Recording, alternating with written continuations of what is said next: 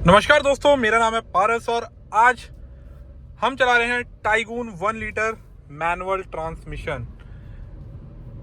इस गाड़ी के कुछ प्लस पॉइंट्स के बारे में बात करेंगे, इस गाड़ी के कुछ माइनस पॉइंट्स के बारे में बात करेंगे। तो अभी तक चैनल को सब्सक्राइब नहीं किया तो चैनल को कर दो सब्सक्राइब। एंड इसी के साथ साथ कुछ प्रोस रहने वाले हैं, कुछ कॉन्स रहने वाले हैं। अगर आप भी लेने का प्लान कर रहे हो एक फॉक्सवैगन की टाइगून, एस्कोडा कुशाक, वाइटस या स्लाविया, तो ये वीडियो आप लोगों के लिए रहने वाली है। या फिर आपके कोई फ्रेंड सर्कल में है, आप उनसे भी बातचीत करके देख सकते हैं कि वो इस तरीके की प्रॉब्लम्स फेस कर रहे हैं या नहीं। तो अभी तक मैंने जो ऑब्जर्व किया है, तो इस गाड़ी में सबसे बड़ा ड्रॉबैक जो मुझे लगा है, नो डाउट ऑटो एसी बहुत अच्छी चीज़ होती है कि आप अपना टेम्परेचर सेट करो, अपने अकॉर्डिंगली वो टेम्परेचर को मैनेज करके चलता है। बट इस गाड़ी के साथ थोड़ा सा सिनेरियो डिफरेंट है। मानकर चलो आप इस तरीके से गाड़ी चला रहे हो, आपने यूँ करके गियर डाला, आपका हाथ इस तरीके से लग गया तो इसकी फ़ैन की स्पीड कम हो गई, आपका ऐसा हल्का सा हाथ लग गया तो ये फ़ैन की स्पीड तेज हो गई, या फिर आपका जो पोजीशन है वो विंड स्क्रीन की तरफ चली जाती है। सो ये टच वाली चीज़ें हैं ना, बहुत ही ज़्यादा सेंसिटिव है। इससे अच्छा मैनुअली एसी था जो इस गाड़ी में आता है, जो बेस मॉडल में और बेस से ऊपर वाले मॉडल में आपको अब हाल फिलहाल में दिया जा रहा है। आपके हाथ में सारे कंट्रोल्स रहते हैं एंड इसमें आपको, अगर आप ड्राइव करते वक्त भी एसी को कंट्रोल कर रहे हो ना, तो कहीं ना कहीं डिस्ट्रैक्शंस रहती है। अदरवाइज आप मानकर चलो मैनुअल एसी है, आप आराम से ड्राइव करते करते इस तरीके से सारी चीज़ें मैनेज कर लोगे। इसमें बहुत ज़्यादा कॉम्प्लिकेट हो जाता है वाइल ड्राइविंग।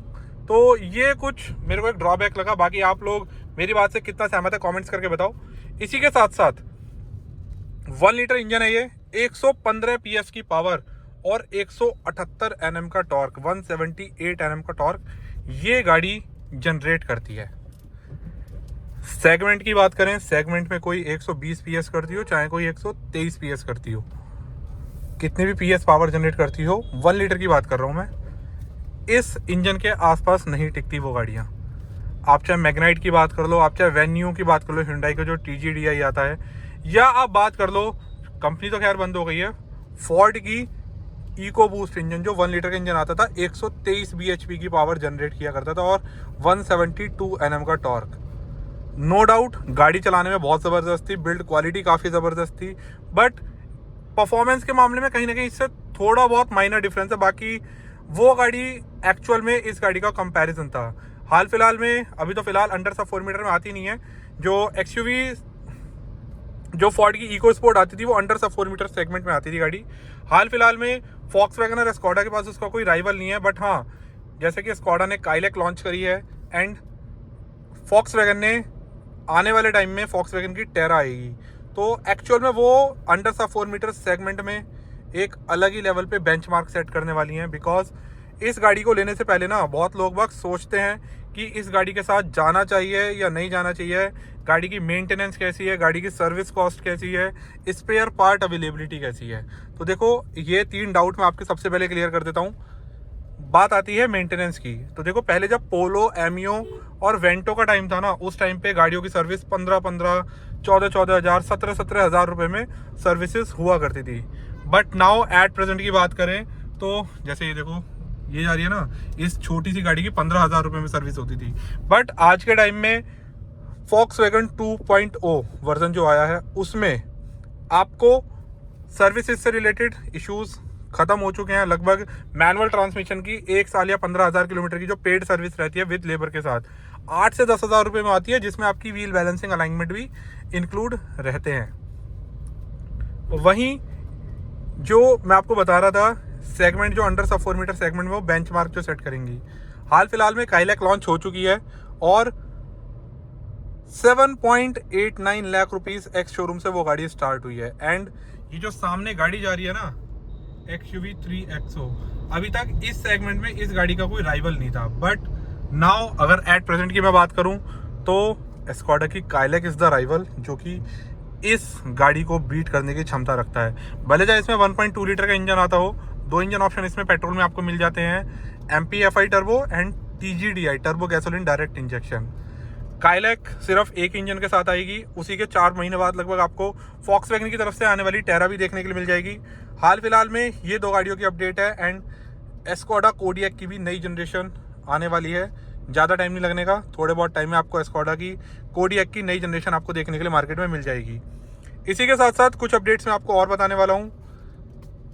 ये ऑफिशियली नहीं है, ये अनऑफिशियली स्टेटमेंट है जो कुछ मैंने आर्टिकल्स से लिए, जिसमें मेरे को पता चला है कि फॉक्सवैगन की जो टिगवान है, इससे अलग जो गाड़ी आएगी फॉक्सवैगन की टेरॉन आएगी।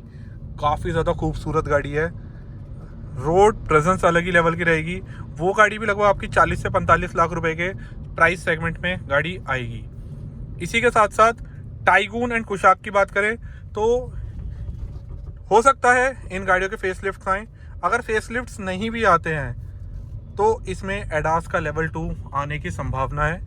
ये कंफर्मेशन नहीं है, ये कुछ आर्टिकल से मैंने पढ़ा है, तो मैं आपके साथ ये जो इन्फॉर्मेशन है शेयर कर रहा हूँ। बाकी कब तक आएगी कब तक नहीं आएगी वो तब बाद में पता चलेगा। एंड इसी के साथ साथ 2027 तक ये गाड़ियाँ आपको ईवी में भी देखने के लिए मिलेंगी, टाइगून एंड कुशाक जैसी गाड़ियाँ। बाकी डोमिनेटिंग जो अपने सेगमेंट में डोमिनेटिंग कार है इसी की वर्टस, फॉक्सवैगन की वर्टस है जो अपने सेगमेंट में सबसे ज़्यादा बिकने वाली गाड़ी बन चुकी है। एंड अक्टूबर की सेल्स की बात करूँ तो लगभग 2350 यूनिट उस गाड़ी की सोल्ड हुई हैं। बहुत बड़ी बात है फॉक्सवैगन की गाड़ी के लिए। एंड सेडान होने के बाद ये इतनी यूनिट सेल हुई हैं, और अभी तक की बेस्ट सेलिंग सेडान है वो वर्टस, जो हाल फिलहाल में 1 लीटर और 1.5 लीटर के इंजन के साथ आपको देखने के लिए मिल जाती है। Manual and automatic transmission, automatic में भी आपको 2 ट्रांसमिशन मिल जाते हैं, torque converter and DSG. 1 litre के साथ टॉर्क कन्वर्टर एंड 1.5 के साथ डीएसजी। इसी के साथ साथ इन गाड़ियों को लेके ना एक मिथ भी बना हुआ है कि ये गाड़ियाँ माइलेज नहीं देती। तो देखो एक चीज़ मैं आपको बताना चाहूँगा, ये गाड़ियाँ माइलेज देती हैं। डिपेंड करता है आप अपने तरीके से चलाते हो या फॉक्सवैगन की गाड़ी की तरीके से। अगर आप फॉक्सवैगन की गाड़ी की तरीके से चलाओगे, इनको पुश करके चलाओ, क्योंकि ये गाड़ी चलाने में एक्चुअल में फील देती हैं। आपको जितना स्ट्रेच करोगे उतना आपको मज़ा आता है इन गाड़ियों को चलाने में। सो उस सिचुएशन में ये गाड़ी आपको 7-8 का भी माइलेज देगी, मैं इस चीज़ से बिल्कुल डिनाई नहीं करूँगा। बट वहीं अगर आप इसको आराम से लाइट फुट गाड़ी को चलाओगे तो ये गाड़ी आपको ऐसे कुछ माइलेज भी देगी। अभी फिलहाल मैं लोकल में चल रहा हूँ, 15.9 का माइलेज ले रहा हूँ। 8 मिनट में 5 किलोमीटर चलिए, 41 किलोमीटर की एवरेज स्पीड रही है। तो देख सकते हो 16 का माइलेज अभी भी फिलहाल मैं ले रहा हूँ। बहुत प्यार से गाड़ी को चला रहा हूँ। वही चीज़ है, जैसा आप लाइट फुट चलाओगे तो ये गाड़ी अच्छा माइलेज देगी, हार्ड पुश करोगे तो ये गाड़ी आपको 7-8 का भी माइलेज देगी। तो एक समय में एक ही चीज़ बच सकती है, या तो समय या पैसा। तो ये कुछ ऐसे अपडेट्स हैं। और इसी के साथ साथ जो इस गाड़ी में आपको क्लच से रिलेटेड, ये क्लच है, क्लच, इस गाड़ी का क्लच जो है, अगर आप नई गाड़ी लेते हो तो क्लच कहीं ना कहीं आपको थोड़ा सा फील करवाने वाला है कि ट्रेवल बहुत ज़्यादा है गाड़ी के क्लच का। 1 लीटर में आपको उतना पता नहीं चलेगा, लेकिन जब आप 1.5 लीटर चलाएंगे ना, वहाँ आपको थोड़ा सा फील होगा। बट इसका क्लच इतना ज़्यादा लाइट है कि आप 1 घंटा भी भरे जाम में गाड़ी चलाओगे ना, आपको ये गाड़ी दिक्कत नहीं देने वाली है, आपका पैर बिल्कुल भी नहीं दुखेगा। इसी के साथ साथ जो इस गाड़ी का टर्निंग रेडियस है, आप छोटी गाड़ी, सबसे मेन चीज़ कॉम्पैक्ट है। ये सेगमेंट में, अपने सेगमेंट में जो गाड़ियाँ आती हैं इसके, आपकी Creta, Seltos, Hyryder, Grand Vitara, Elevate, Astor and ऐसी कुछ दिग्गज गाड़ियाँ आपको देखने के लिए मिल जाती हैं।